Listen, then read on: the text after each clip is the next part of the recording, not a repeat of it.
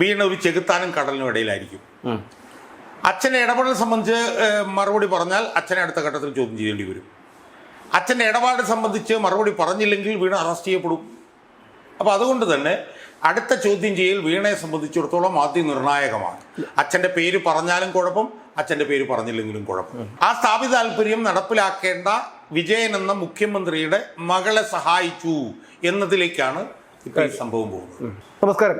CMR Exalogic ഇടപാടുമായി ബന്ധപ്പെട്ട് പ്രതിപക്ഷ നേതാവ് പിണറായി വിജയൻ്റെ മകളെ ഒരു തവണ ED ചോദ്യം ചെയ്തു. വീണ്ടും 29-ാം തീയതി ചോദ്യം ചെയ്യലിന് ഹാജരാകാനായി സമൻസ് അയച്ചിരിക്കുകയാണ്. വീണ പറഞ്ഞ പല ഉത്തരങ്ങളും EDക്ക് തൃപ്തികരമല്ല.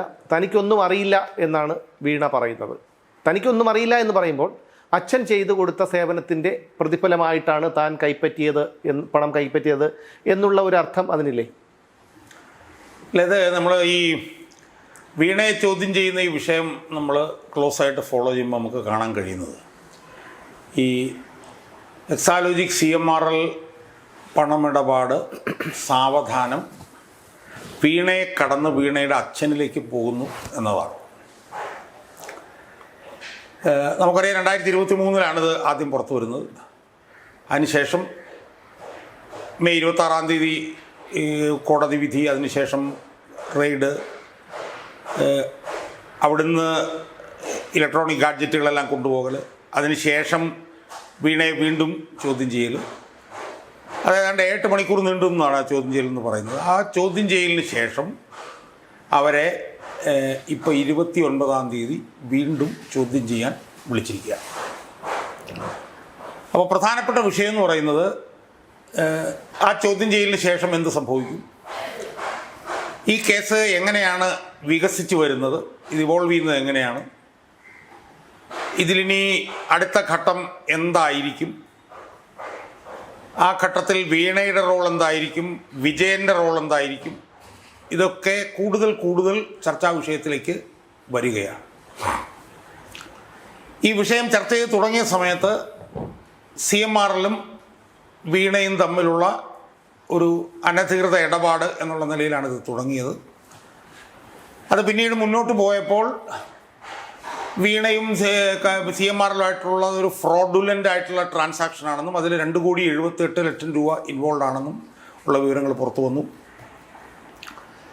വീണയുമായി ബന്ധപ്പെട്ട് വീണ അനധികൃതമായിട്ടാണ് ഈ ഇടപെടൽ നടത്തിയത് എന്നുള്ളതിൻ്റെ തെളിവുകൾ പുറത്തു വന്നു. CMRൽ ഈ വീണയുമായി നടത്തിയ ഇടപെടലും അവരുടെ സ്വാർത്ഥ താല്പര്യം സംരക്ഷിക്കാൻ വേണ്ടിയാണ് എന്നുള്ള വിവരം പുറത്തു വന്നു.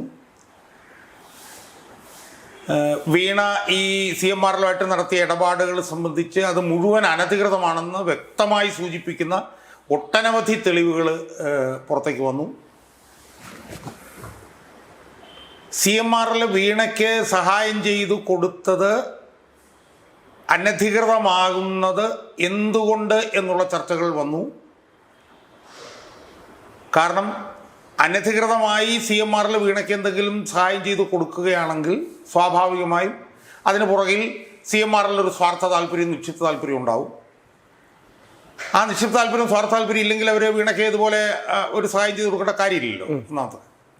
രണ്ടാമത്തെ കാര്യം, വീണയ്ക്ക് അവർ അനധികൃതമായി സഹായം ചെയ്ത് കൊടുക്കുമ്പോൾ വീണയുടെ അച്ഛൻ മുഖ്യമന്ത്രിയായിരുന്നു എന്നുള്ളത് വന്നു. അപ്പോൾ ഒന്നാം ഘട്ടത്തിൽ വീണയും CMRലും തമ്മിൽ നടന്നത് അനധികൃതമായിട്ടുള്ള ഒരു ഇടപാടാണ് എന്നതിൻ്റെ സമ്പൂർണമായിട്ടുള്ള തെളിവുകൾ SFIOയുടെ 164 പേജുള്ള അന്വേഷണ റിപ്പോർട്ടിൽ കാര്യകാരണ സഹിതം അതിലൂടെ പൊതുമണ്ഡലത്തിന് ബോധ്യം. അപ്പോൾ ആദ്യത്തെ വീണയുടെ ചോദ്യം ചെയ്യലുമായി ബന്ധപ്പെട്ടുകൊണ്ട് ED ഉദ്ദേശിച്ചത് എന്താണെന്ന് ചോദിച്ചു കഴിഞ്ഞാൽ, വീണയും CMRലും തമ്മിലുള്ള ഈ ഇടപെടൽ അനധികൃതമാണ് എന്ന് തെളിയിക്കുക എന്നുള്ളതായിരുന്നു അവരുടെ ആദ്യത്തെ ഒരു ലക്ഷ്യം എന്നാണ് ഞാനിപ്പം മനസ്സിലാക്കുന്നത്. ആ ലക്ഷ്യം ഏതാണ്ട് സാധൂകരിച്ച് കഴിഞ്ഞു എന്നും നമുക്ക് മനസ്സിലാവുന്നുണ്ട്. അതിൽ വീണ അനധികൃതമായിട്ടാണ് CMRലുമായിട്ട് ഇടപെട്ടത് എന്നത് സംബന്ധിച്ച് ഒരു പിടി തെളിവുകൾ ഇതിനകം EDക്ക് വന്നിട്ടുണ്ട്. ആ തെളിവുകളൊക്കെ തന്നെ യഥാർത്ഥത്തിൽ SFIയിൽ നിന്ന് കുറേ തെളിവുകൾ കിട്ടി. അവരുടെ 336 രേഖകളെന്ന് പറഞ്ഞാൽ അത് കിട്ടി. വീണയുടെ വീട് റെഡി ചെയ്തപ്പോഴത്തേക്ക് അവിടുന്ന് കിട്ടിയ ഇലക്ട്രോണിക് ഗാഡ്ജറ്റുകളിൽ നിന്നുള്ള തെളിവുകൾ കിട്ടി. അതിൻ്റെയൊക്കെ അടിസ്ഥാനത്തിലാണ് ഈ കഴിഞ്ഞ പ്രാവശ്യം വീണയെ 8-9 മണിക്കൂർ നിരന്തരമായി ചോദ്യം ചെയ്തു. അപ്പോൾ ആ ചോദ്യം ചെയ്യലിനെ തുടർന്ന് അടുത്ത ചോദ്യം ചെയ്യലിലേക്ക് അവർ കടന്നിരിക്കുകയാണ്. ഇതിനിടയിൽ ഈ ബാങ്ക് ലോക്കർ തുറന്ന് പരിശോധിക്കുന്ന ഇതുണ്ടായി. അല്ല, ബാങ്ക് ലോക്കർ തുറന്ന് പരിശോധിക്കുന്നുണ്ടായി. പക്ഷേ ബാങ്ക് ലോക്കർ തുറന്ന് പരിശോധിക്കുമ്പോൾ അതിനകത്തൊന്നും കിട്ടില്ല എന്നുള്ള എനിക്ക് ഉറപ്പായിരുന്നു. കാരണം ബാങ്ക് ലോക്കറിൽ നിന്നുള്ള സാധനങ്ങൾ നേരത്തെടുത്ത് മാറ്റുന്ന തടസ്സമില്ല. ബാങ്ക് ലോക്കർ അവർ പരിശോധിക്കുമെന്നുള്ളത് ആർക്കും മുൻകൂട്ടി കാണാവുന്നതായതുകൊണ്ട് അതിനകത്ത് നിന്ന് എന്തെങ്കിലും കിട്ടിയോ ഇല്ലോ എന്നുള്ളത് ഒരു പ്രസക്തമായ വിഷയമാണെന്ന് എനിക്ക് തോന്നുന്നില്ല. ഈ കഴിഞ്ഞ തവണത്തെ ചോദ്യം ചെയ്യലിൽ അവർ അറസ്റ്റ് ചെയ്യുമോ എന്നുള്ളത് സംബന്ധിച്ച് അറസ്റ്റ് ചെയ്യാൻ സാധ്യതയില്ലെന്ന് ഞാൻ അർത്ഥശങ്കക്കിടയില്ലാത്തൊന്നും പറയുകയും ചെയ്തിരുന്നു. അവരെ അറസ്റ്റ് ചെയ്തിട്ടില്ല.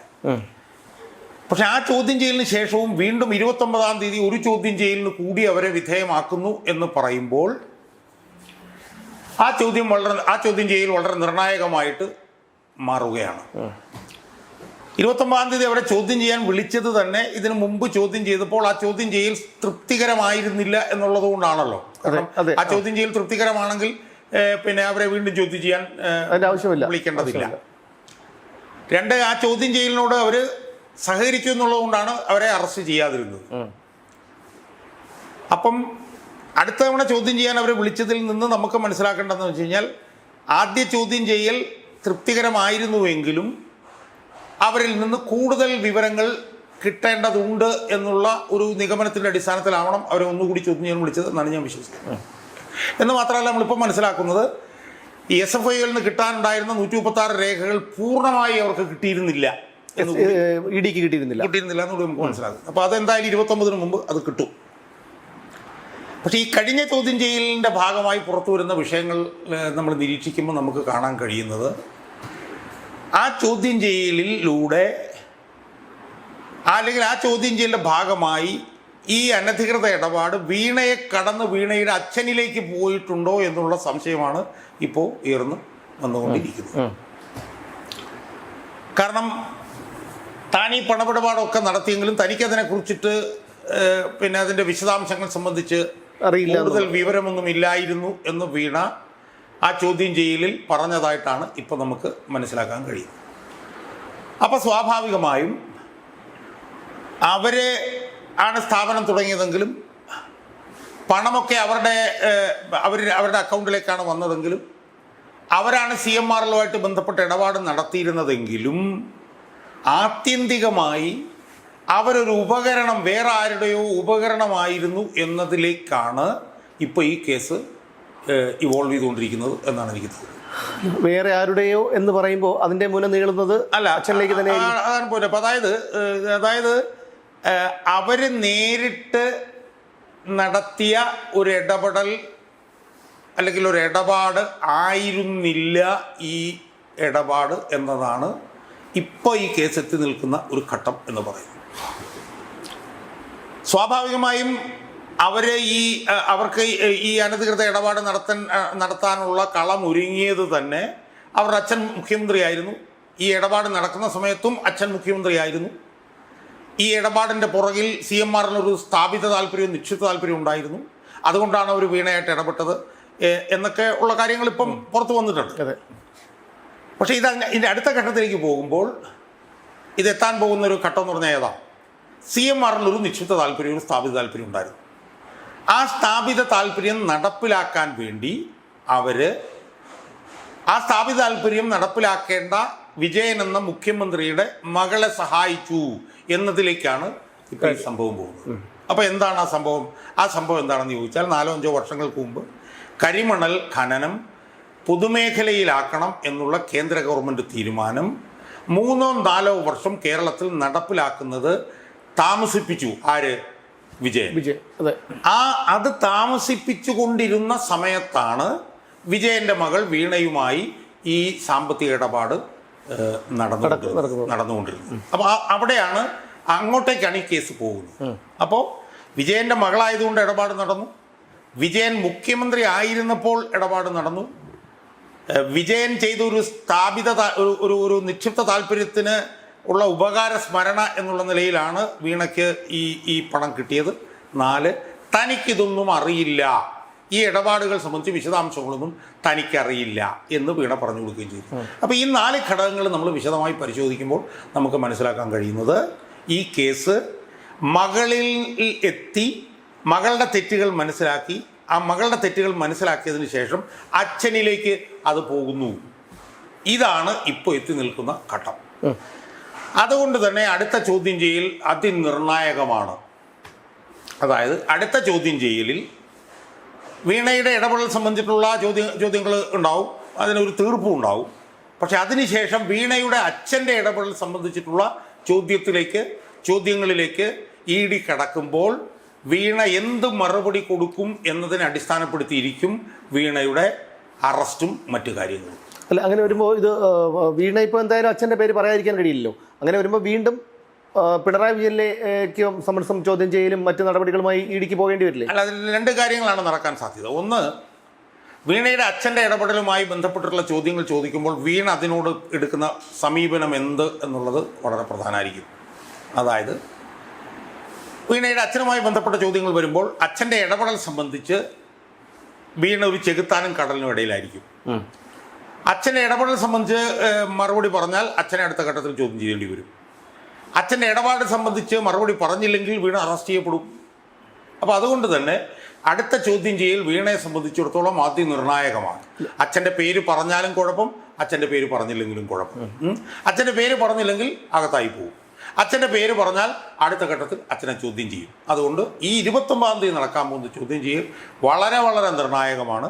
ഞാനിതിനകത്ത് പ്രാഥമികമായി നിരീക്ഷിക്കുന്നത് അച്ഛൻ്റെ പേര് പറയാൻ ഇവർ മടിക്കാനുള്ള സാധ്യത ഞാൻ കാണുന്നുണ്ട്. പക്ഷേ മടിച്ചു കഴിഞ്ഞാൽ ജയിലിൽ പോകുമോ എന്നുള്ളൊരു ഭയം അവരെ ബാധിക്കും. അതുകൊണ്ട് തന്നെ ഇനി അവർ അച്ഛൻ്റെ പേര് പറയാനുള്ള സാധ്യതയും നമുക്ക് തള്ളിക്കളയാൻ പറ്റില്ല. അപ്പം എന്തായാലും വീണയിൽ നിന്ന് ഈ കേസ് കടന്ന് വീണയുടെ അച്ഛനിലേക്ക് പോയി കഴിഞ്ഞു. അച്ഛൻ ഇപ്പോൾ വീണ അകത്തായാലും ഇത് അച്ഛനിലേക്ക് എത്താനുള്ള സാധ്യത വളരെ വലുതാണ്. കാരണം നമുക്കറിയാം ഇന്ത്യൻ സെറ്റിൽമെൻറ്റ് ബോർഡിൽ PV എന്നുള്ള പേര് തന്നെ അതിനകത്ത് ഉണ്ടായിരുന്നതാണ്. എന്ന് മാത്രമല്ല ആ റിപ്പോർട്ടിൽ തന്നെ അച്ഛൻ്റെ മകളായതുകൊണ്ടാണ് ഈ പണം കൊടുത്തത് എന്നുള്ള സൂചനയും ആ റിപ്പോർട്ടിൽ അടങ്ങിയിട്ടുണ്ട്. സ്വാഭാവികമായും അടുത്ത ഘട്ടം എന്ന് പറയുന്നത് വീണയെ സംബന്ധിച്ചിടത്തോളം വീണയുടെ അച്ഛൻ വിജയനെ സംബന്ധിച്ചിടത്തോളം നിർണായകമാണ്. വീണ ജയിലിൽ പോകുമോ ഇല്ലയോ എന്നുള്ളതാണ് അടുത്ത പ്രധാനപ്പെട്ട വിഷയം.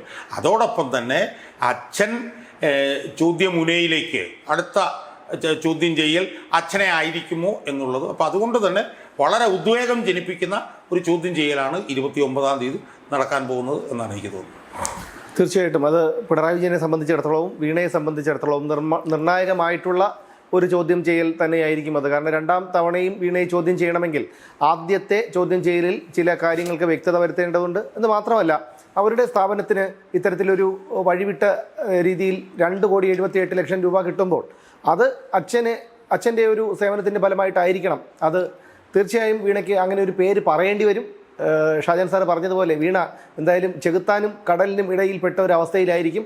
29-ാം തീയതി എന്താണ് സംഭവിക്കുന്നത് എന്നറിയാനായി ഇനി കാത്തിരിക്കുക മാത്രമേ നിർവാഹമുള്ളൂ.